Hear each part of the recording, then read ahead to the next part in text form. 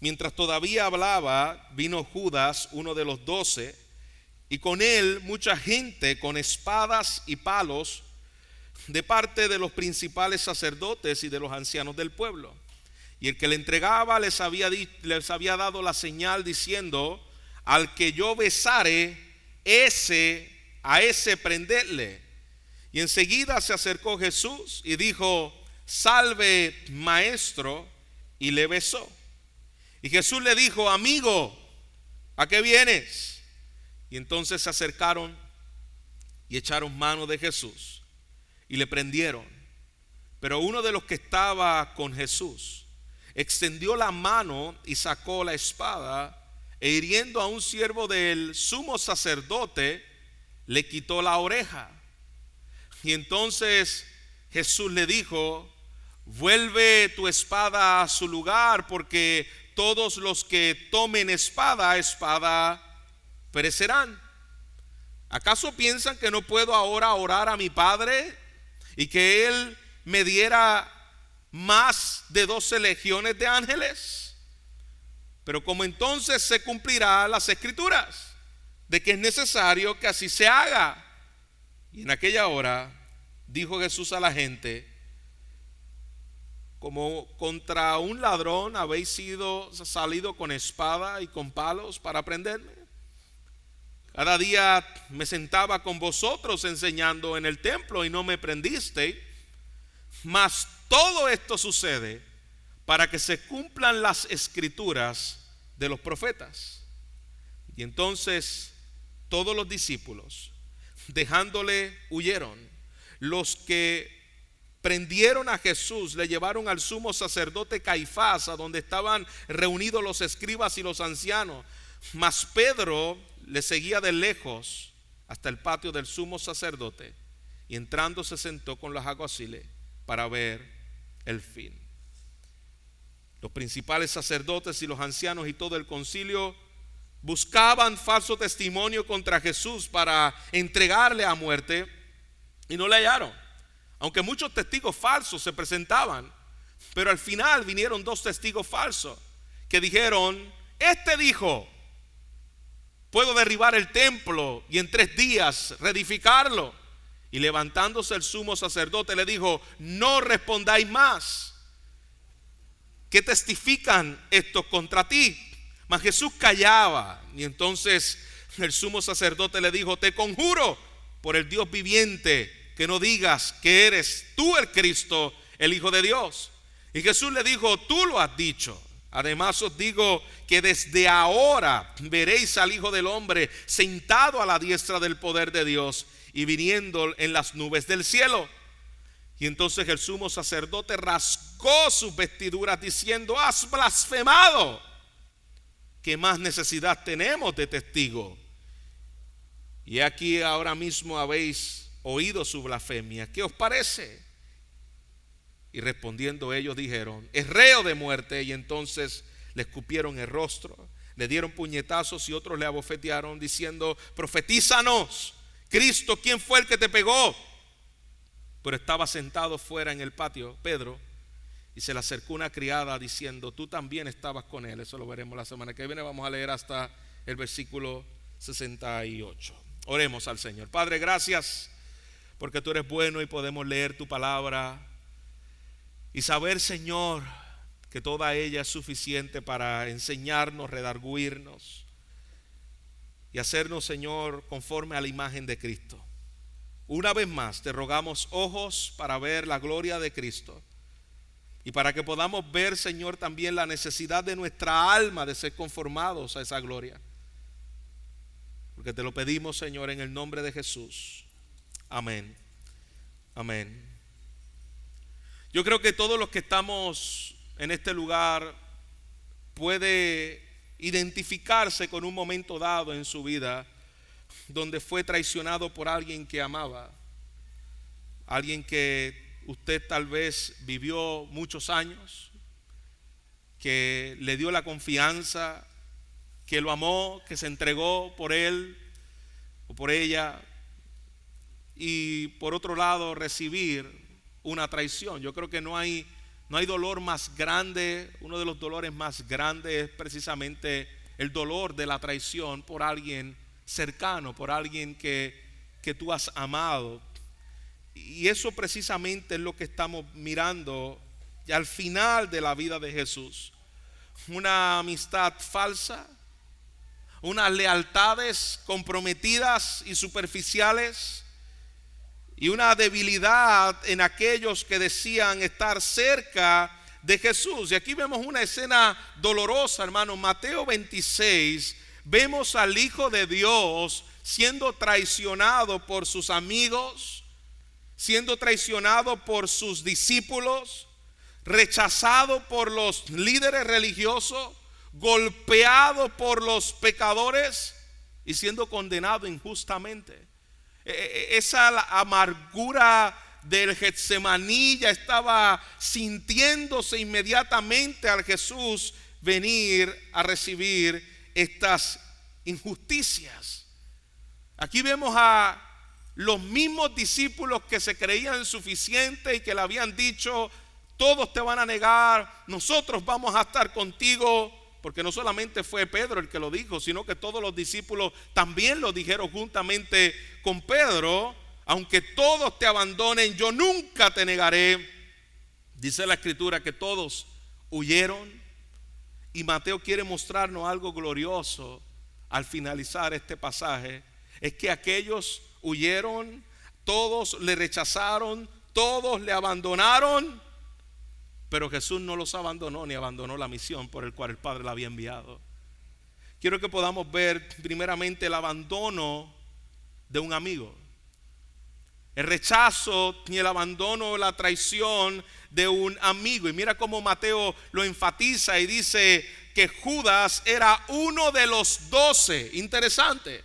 Hace el énfasis aquí Mateo, y esto es una frase dolorosa porque estamos diciendo Judas no era alguien lejano, era alguien muy cercano a Jesús. Caminó con Jesús, escuchó los sermones de Jesús, compartió en la mesa con Jesús, comieron juntos, comían juntos.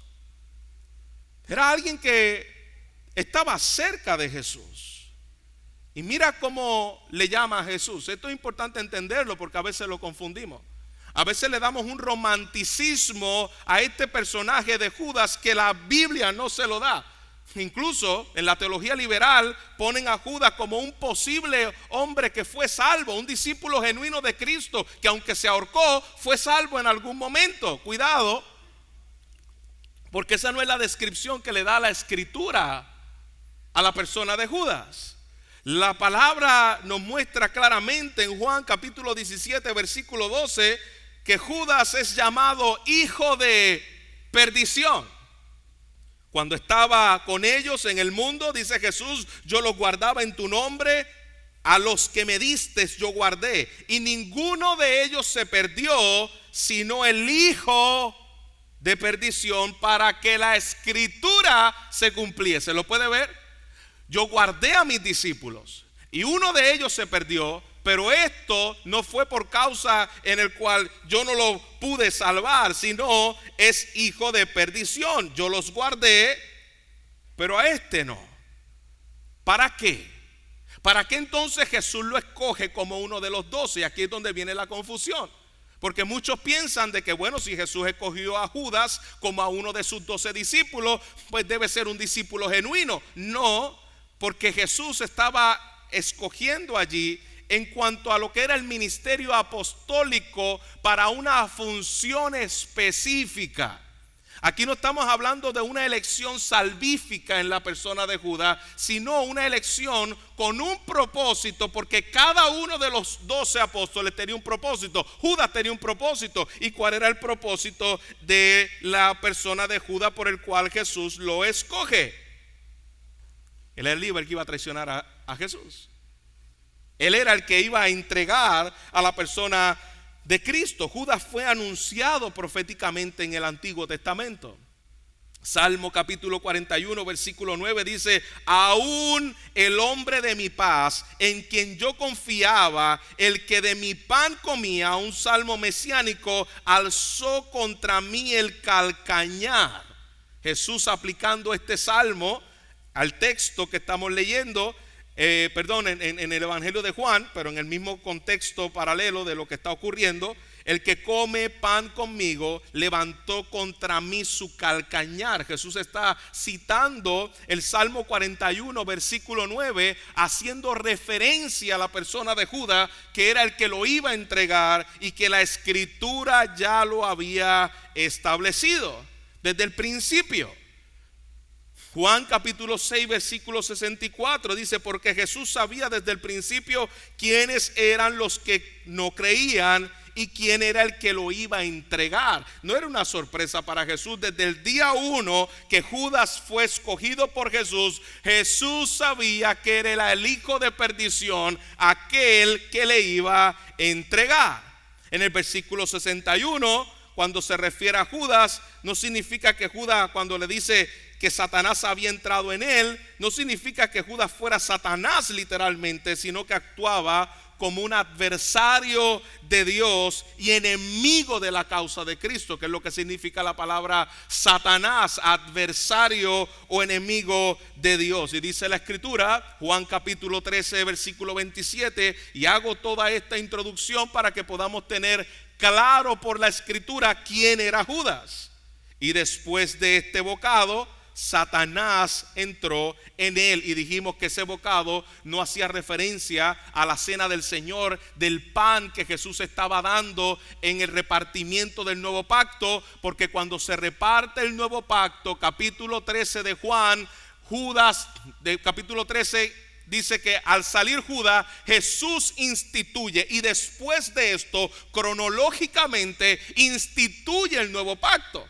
Así que Judas no estaba en la repartición de la cena del nuevo pacto, cuando Jesús reparte el vino, la copa, y cuando Jesús reparte el pan. Y cuando dice pastor que Judas puso el pan y lo mojó, bueno, un entendimiento del contexto nos ayuda a definir qué pan estaba comiendo.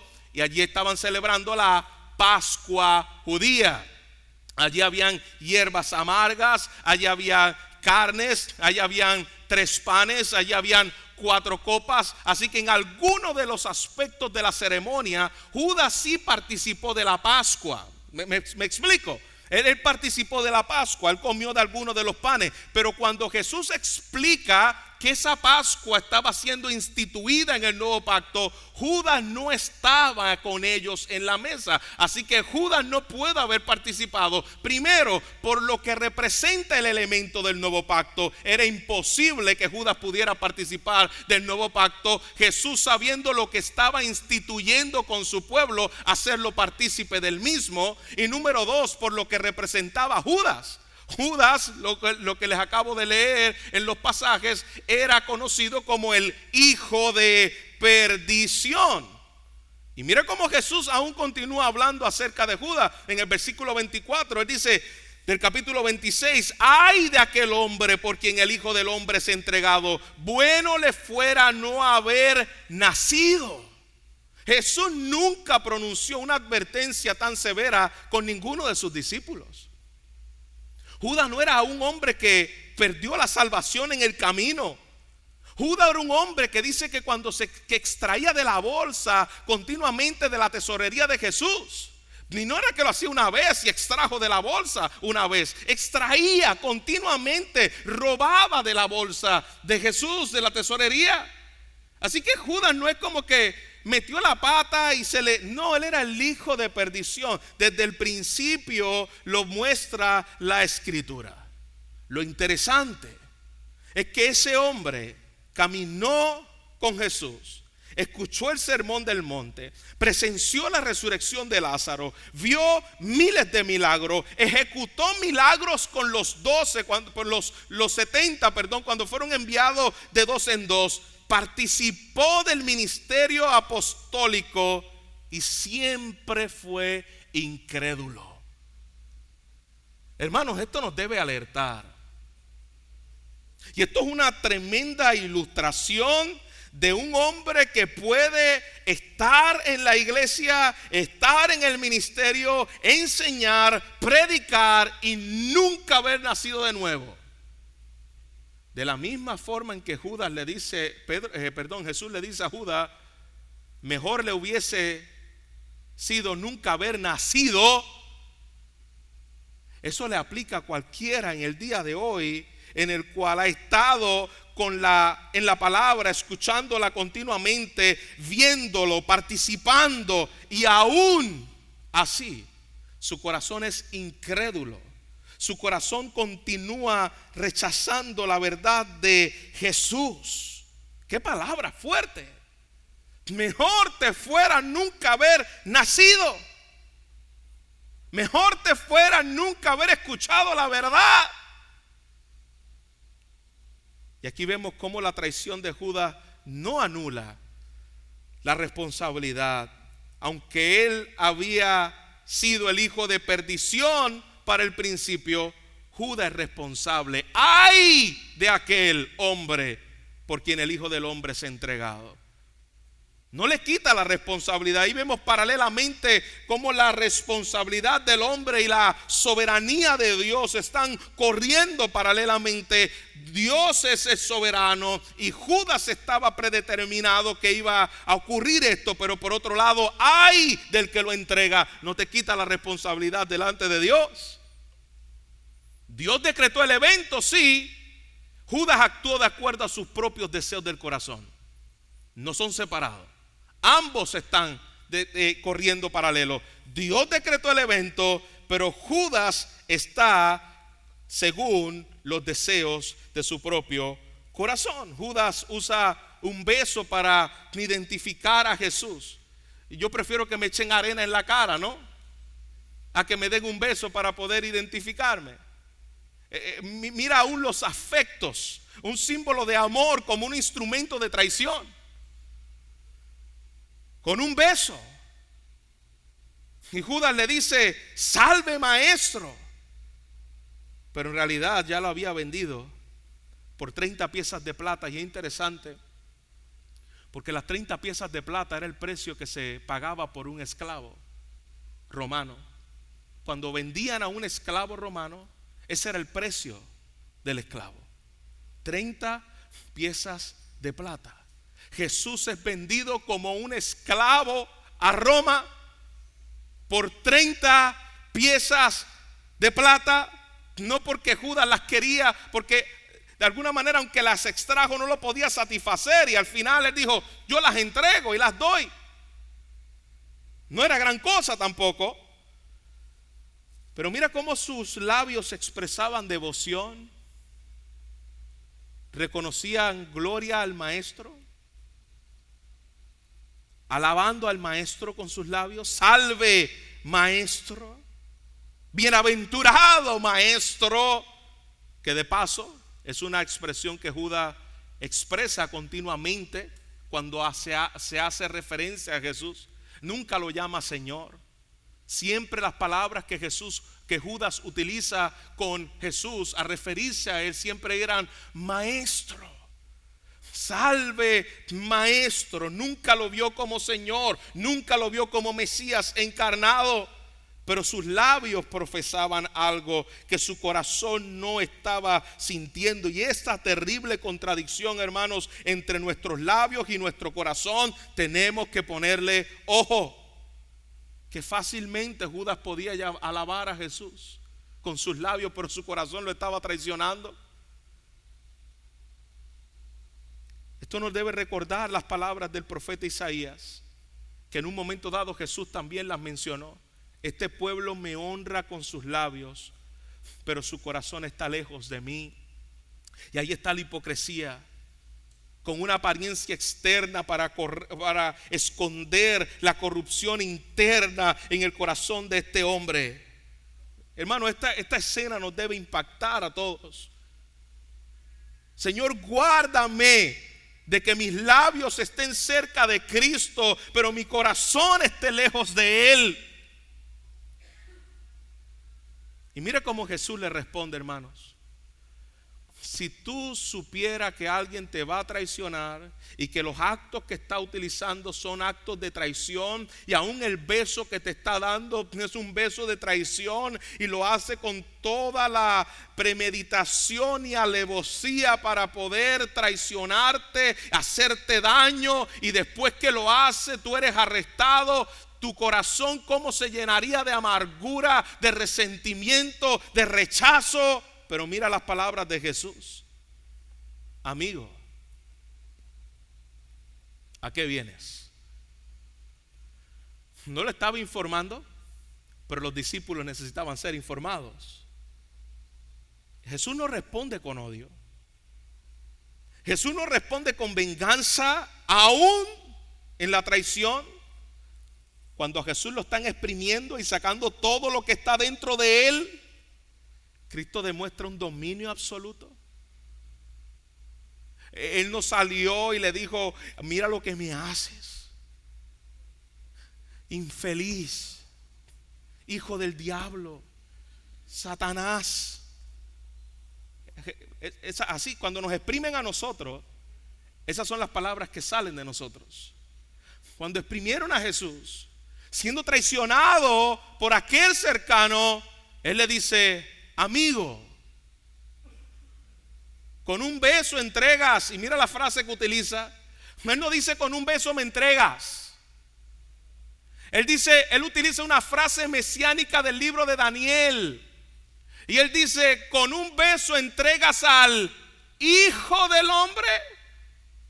Quiere decir que lo que tú estás haciendo tiene un cumplimiento mesiánico. Tú estás entregando no simplemente a mi persona, tú estás entregando a lo que representa a mi persona, el Mesías prometido que vendría en justicia. Daniel capítulo 7 versículo 13 al versículo 14 es una referencia directa que Jesús está diciendo: tu beso y tu entrega es el cumplimiento de lo que el Hijo del Hombre viene a hacer a la tierra. Tú besaste para traicionar al Rey, al Señor de la tierra, al Juez de la tierra.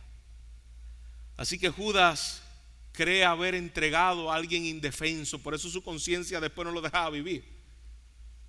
Él nunca se dio cuenta que él traicionó al Hijo de Dios. Él se sintió mal porque pensaba que estaba traicionando a un pobre hombre indefenso, que no había hecho nada malo, y mira cómo le pagué. Pero Judas se olvidó que él estaba traicionando al Rey del universo, por el cual fueron creadas por medio de él todas las cosas. Eso se le olvidó Judas, nada más y nada menos. Número 2, vemos el abandono de los discípulos de Jesús, el rechazo de los discípulos de Jesús. Versículo 51 al versículo 56. Pedro ahora intenta resistir aquel arresto, y Pedro saca la espada, porque Pedro todavía no entendía que el reino de Cristo no iba a avanzar con fuerza humana. A Pedro se le había olvidado que el reino de Cristo era diferente, y Jesús le dice: Pedro, espérate, vuelve tu espada a tu lugar. Yo no necesito que tú me defiendas, Pedro. Y quiero hacer una salvedad. Jesús no está rechazando la defensa legítima, como Jesús tampoco está rechazando la defensa legítima de un país, porque no está rechazando tampoco la defensa o el arresto de los soldados. Lo está dando como legítimo. Aquí Jesús no está diciendo: tú no te puedes defender cuando tú eres atacado. Eso no es lo que Jesús está diciendo aquí. Jesús no está rechazando esa idea de que si alguien viene con una espada, tú solamente dir: pónmela. No. ¿Qué es lo que está ocurriendo aquí? Jesús le está rechazando la idea de establecer su reino mediante la violencia. Mi reino no es establecido por violencia. Mi reino no es por medio de cruzadas para que todos puedan creer a la fuerza, y si no creen a la fuerza los matamos. No, mi reino no es con espada, mi reino no es con fuerza. Quítense la idea de un reino mesiánico que se establece por medio de la violencia. No, mi reino avanza por la proclamación del evangelio. Le ha placido a Dios salvar a los hombres por medio de la locura de la predicación, no por medio de la espada ni de la fuerza, que en un momento dado se utilizó así. Incluso muchos de los indígenas aquí fueron evangelizados de esa manera. O crees o crees. ¿Ok? Mi reino no es así. Mi reino avanza mediante la conquista de los corazones, entendiendo el sacrificio de Cristo en el lugar de los pecadores. La victoria del reino es a través de la cruz. Es lo más poderoso, porque la victoria de los reinos es a través de la matanza de otras personas, pero la victoria del reino es a través de la muerte del rey para salvar a sus súbditos, para salvar a sus siervos. El evangelio es contra reino, porque el reino de los hombres no es el que dice te sirvo. El reino de los hombres es el que dice me sirvo. Jesús murió en el lugar de los pecadores y su reino avanza por medio de la locura de la cruz, que es para los que se pierden locura, pero para los que creen es poder de Dios. Siempre ha sido así y siempre será así. La iglesia no transforma el mundo por medio de la coerción, sino por medio de la palabra, por medio del evangelio, por medio de la oración. Esa es la forma que Dios ha establecido avanzar el reino de Cristo. Y esto es bueno recordárnoslo, porque pensamos a veces que es por fuerza física, que es por cosas que nosotros hacemos. Y Jesús le recuerda y le dice: mira, yo soy arrestado, y la razón por la cual yo voy a ser arrestado es porque yo me voy a entregar. ¿Por qué? Porque ustedes me tuvieron todo el tiempo. Me pudieron haber arrestado cuando ustedes quisieran, porque estuve enseñando en medio de ustedes y no lo hicieron. Así que tuvieron todas las oportunidades del mundo para haberme arrestado. La razón por la cual yo voy a ser arrestado es porque yo decido obedecer al Padre. Porque si yo quisiera, el cielo entero está dispuesto a defenderme. Yo puedo llamar legiones de ángeles para que puedan venir a mi defensa, y en un segundo se acabó esto. Bueno, incluso en uno de los pasajes paralelos, cuando Jesús se le acerca el soldado y pregunta que si es Jesús, él dice yo soy, que es la palabra Yahweh que utilizó para revelarse a Moisés, y dice que los soldados cayeron como muertos cuando escucharon la palabra de él llamarse a sí mismo yo soy Dios. Y no se cayeron en descanso pentecostal, se cayeron en descanso de miedo. Lo tengo que referir porque algunos pueden utilizar, ya ves que nos podemos caer cuando Jesús habla. Sí, pero se cayeron aterrorizados en juicio cuando él dijo yo soy. Ese que dijo yo soy es el que dice yo no necesito que tú saques una espada para defenderme. Yo puedo hacer lo que quiera para poder defenderme. Es que yo vine a morir por pecadores. Esa es la razón por la cual esto está ocurriendo. Y mira qué versículo tan triste. Todos huyeron, versículo 56. Todos. No quedó uno con Jesús. Todos los discípulos dejándole huyeron. Todos. Los mismos hombres que le prometieron lealtad, los mismos hombres que le dijeron vamos a caminar contigo, que habían dejado todo por seguirle a él, dijeron que morirían por él hace unas horas atrás, y ahora todos están desaparecidos. Nadie los busca, nadie los encuentra, perdón. Y aquí vemos la debilidad del hombre, hermano, la debilidad humana, como vimos la semana pasada de los discípulos, es la misma de nosotros. Si dependiera de nosotros y la salvación dependiera de nosotros, hermanos, nosotros estaríamos fritos. Nuestra esperanza está en que Cristo permanece fiel cuando nosotros somos débiles y le dejamos. Hay discípulos Aquí vemos discípulos que le dejaron en un momento de debilidad. Y aquí está la soberanía de Dios gobernando todo esto y recordándonos, esto no está ocurriendo por casualidad. Versículo 56, mas todo esto sucede para que se cumplan las escrituras de los profetas. Aquí está este punto central del pasaje. Nada de lo que está ocurriendo, del rechazo de todos estos hombres, es una casualidad. Judas no está actuando fuera del plan de Dios. El Sanedrín, al que veremos ahora que Jesús es entregado, no está fuera del control de Dios. La cruz no era un fracaso, sino era parte del propósito de Dios. Todo ocurre conforme al decreto eterno del Padre. Lo que Dios profetizó en Isaías 53, lo que Dios profetizó en el Salmo 22, lo que Dios profetizó en Daniel capítulo 9. Dios utiliza incluso la rebelión, la traición de los hombres para cumplir su propósito de salvación. Y eso es un buen recordatorio en medio de la prueba, hermanos.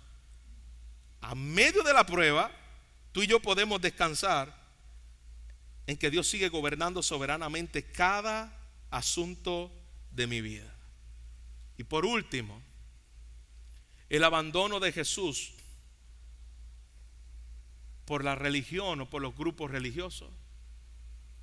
El rechazo de Jesús por aquellos que eran la élite espiritual que se supone que debían confiar el pueblo. Jesús es llevado ante Caifás y el Sanedrín, los líderes espirituales de Israel que deberían haber reconocido al Mesías y haberse humillado. Ellos ahora están conspirando para traicionar a Cristo. Y aquí quiero hacer una aclaración. El sumo sacerdote era instituido, era establecido y tenía, no sé cómo le llaman ese término, cuando tú tienes esa posición hasta que te muera. Tiene una terminología. Era vitalicio, gracias. Era una posición vitalicia. Entonces el sumo sacerdote no era cambiado, se supone, ¿no? Sin embargo, cuando Roma toma el poder, el sumo sacerdote era cambiado a lo que políticamente yo podía hacer con el sumo sacerdote de acuerdo a lo que yo quisiera. Era puesto por el imperio romano. Por eso es que se conoce a Israel, los que quieran seguir estudiando el libro de Apocalipsis, lleguen los miércoles, como la ramera, porque Israel se había prostituido con Roma y había puesto toda la responsabilidad espiritual en manos de impíos. Incluso, como les mencioné en algún momento dado, era por primera vez que el pueblo de Israel tenía a una persona que no era judía como rey gobernando. Herodes no era un rey judío. De la misma forma, ellos que estaban prostituyendo la religión. Y aquí tenemos a un hombre que trabajaba para el imperio. Tenemos a Caifás y tenemos a todo este Sanedrín corrupto por manos de Roma. Ya había decidido condenarlo desde antes. Y qué ironía, hermanos. Los culpables condenando al inocente. Los pecadores están condenando al que es 3 veces santo y que nunca había pecado, haciéndole un juicio, poniéndolo en la silla de los acusados, a nada más y nada menos que al Hijo de Dios encarnado. Mira ese rechazo del corazón del hombre, distorsionando la palabra, porque dice que llamaron 2 testigos falsos para hablar acerca de la persona de Cristo. Y así siempre actúa el corazón incrédulo. Por más pruebas que tú le des, siempre va a tergiversar la verdad, porque no quiere someterse a ella. No es por evidencia. Ellos tenían evidencias de más de saber si era el Mesías. Ellos habían visto a Jesús hacer milagros poderosos, únicos, sobre el viento, sobre el mar, sobre los demonios, sobre las enfermedades. No había duda de que Jesús era el Mesías. Pero el corazón incrédulo no es conformado por medio de pruebas y de evidencias externas, era un asunto del corazón. Versículo 62 al versículo 68 vemos que Jesús es abandonado a manos de la injusticia y el sufrimiento. Pero utiliza una frase que Jesús no abrió su boca. Mira el silencio de Jesús mientras le decían, lo blasfemaban, se burlaban. A ver, dime quién te pegó. Si tú eres Dios, tú sabes todas las cosas, dínosla. Isaías 53, como cordero fue llevado al matadero y no abrió su boca. Hermano, Cristo estaba callado no porque Jesús era un débil que no podía hacer nada. Él estaba sometiéndose a la voluntad del Padre. Y utiliza una confesión que estremece a todos los religiosos, donde se rasgan las vestiduras. Y Jesús les dice: desde hoy veréis al Hijo del Hombre sentado a la diestra de Dios. Desde ahora. Es decir, los eventos que están por ocurrir, mi muerte, Jesús está a horas de ser crucificado, probablemente cerca de unas próximas 2 horas Jesús iba a ser crucificado. Por eso es que le dice: desde ahora vas a ver sentado a la diestra del poder de Dios, porque mi muerte, 3 días después, la resurrección, la ascensión, Jesucristo iba a ser exaltado en su trono. La profecía del Hijo del Hombre viniendo al anciano de días de Daniel. Cristo tomando el reino, Cristo tomando la autoridad. Aquí le está dando la sentencia: ustedes me están haciendo un juicio y me están juzgando, pero muy pronto son ustedes los que van a ser juzgados. En otras palabras, yo voy a mi trono y yo voy a vindicar lo que ustedes han hecho, y viene el juicio sobre ustedes. Así que Jesús le está recordando: yo vengo en juicio. Y mira lo que el lenguaje de realeza que él utiliza aquí. La diestra era un lugar de autoridad, un lugar de gobierno. No significa necesariamente acerca de un trono físico, pero está hablando de autoridad y gobierno mesiánico. Y utiliza una frase que también viene del libro de Daniel. Dice: vengo, he aquí, vengo en las nubes. Venir en las nubes lo hemos explicado en Mateo 24, Isaías 19:1 lo habla. Era una escritura que frecuentemente era utilizada como un lenguaje de juicio divino sobre el pueblo. Isaías 19:1 dice: Jehová monta sobre una nube ligera y entrará en Egipto, cuando vino a hacer juicio. Dios nunca descendió visiblemente en Egipto, pero vino en juicio contra Egipto. Lo mismo ocurre en el Salmo 104, Isaías 13, Nahum capítulo 1. Es un lenguaje profético, y las nubes son el símbolo de la majestad divina en juicio. Lo que Jesús le está recordando al Sanedrín es que yo vengo a pasar juicio. Ustedes creen que yo estoy aquí en el banquillo de los acusados, pero pronto ustedes verán que yo soy el verdadero rey. Yo soy la verdadera autoridad, y vendrá el juicio de parte del Padre por lo que le hicieron al Hijo. Lo que las parábolas ya le había dicho continuamente. Ese es el Hijo de Dios, el Hijo del Hombre, viniendo en las nubes en juicio contra aquella generación, y así lo cumplió. Las palabras de Jesús son fieles y son verdaderas. Aquella generación vio a Jesús viniendo en las nubes, vio el juicio de Dios sobre aquellos, y el Sanedrín, y sobre Caifás, y sobre aquellos que creían que tenían el poder. Dios pasó juicio sobre ellos. Gloria a Dios, que es fiel a su palabra, hermanos. Gloria a Dios que Él no abandonó su misión. Gloria al Señor que Cristo no es como nosotros. Lo que Él dijo en Getsemaní, que terminamos viendo la semana pasada: que no sea como yo quiero, sino como tú. Y el camino era la cruz. Yo no voy a abandonar a aquellos pecadores, hombres débiles que me dejaron a mí. Cuando mis discípulos me dejaron, yo voy a ir por ellos. Romanos capítulo 5 dice que siendo aún pecadores, Cristo murió por nosotros. Después de haberlos abandonado, hermanos, si Jesús fuera como alguno de nosotros, ¿dónde están mis discípulos? Y yo voy a morir por ellos. No, mejor no muero por ellos, que se fastidien todos. Me dejaron. Voy a morir por todos estos malagradecidos hombres. Mira cómo me traicionaron. Mira cómo me dejaron. Mira lo que me hicieron. Ay, hermanos, qué bueno que Jesús no es como nosotros. A pesar de estos hombres débiles que me dejaron, que se acobardaron, que todas las cosas que pudieron haber estado pasando por el corazón, Cristo no abandonó la misión y Cristo no abandonó el propósito por el cual vino, que fue a morir por esos débiles pecadores, cobardes y traicioneros. Mientras soy abandonado, en la cruz recibe el abandono más grande que sintió su corazón. Dios mío, ¿por qué me has desamparado?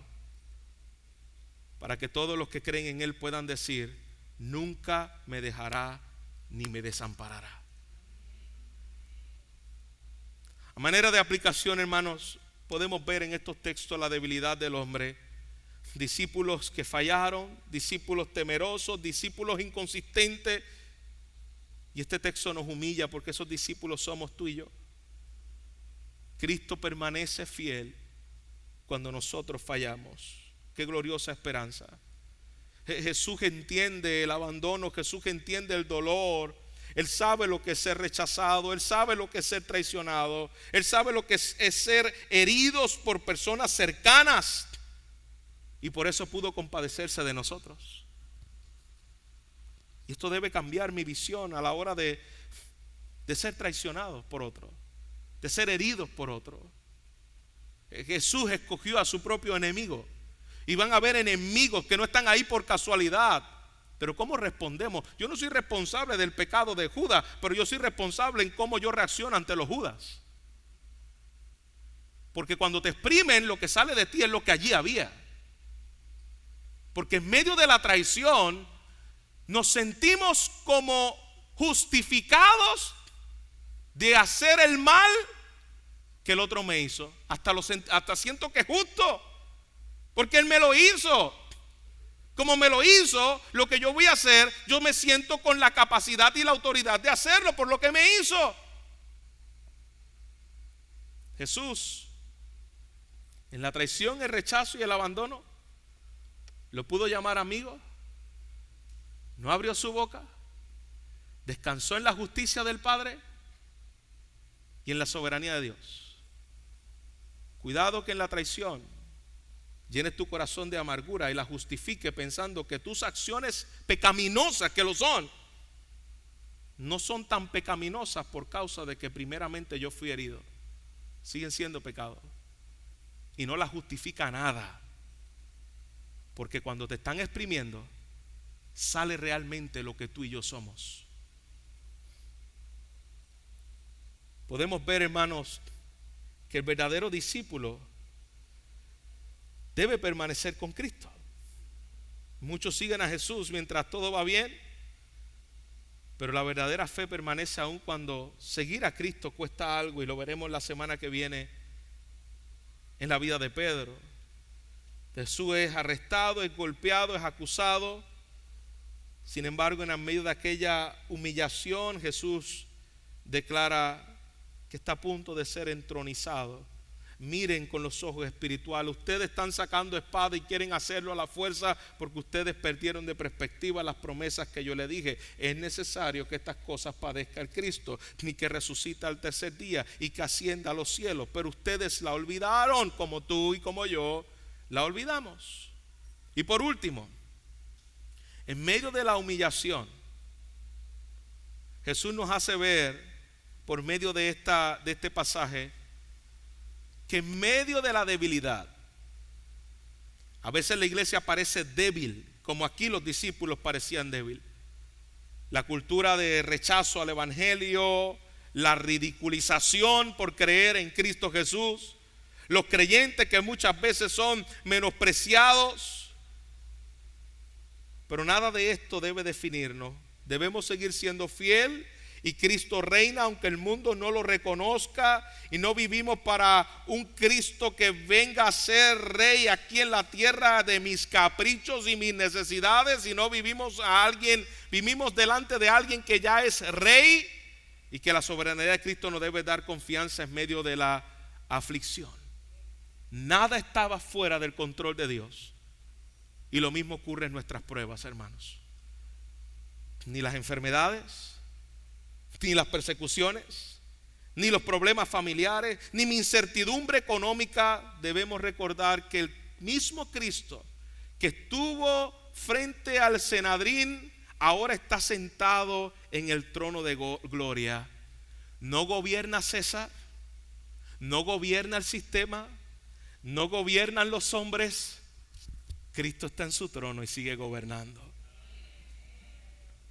Alma mía, confía y espera en esta verdad, porque Mateo 26 me recuerda que aquel que vino no vino de casualidad. Él vino con un propósito, siguió caminando hacia la cruz, y cada paso decía: voy a salvar a mi pueblo. Cada golpe decía: no voy a abandonar la misión. Cada insulto y cada traición decía: el amor de Dios va a permanecer. Y hoy Cristo sigue llamando pecadores. El mismo Jesús que fue abandonado por los hombres recibe hoy con gracia a todo aquel que venga en arrepentimiento y fe. Porque cuando todos los abandonaron, Él decidió no abandonarte a ti.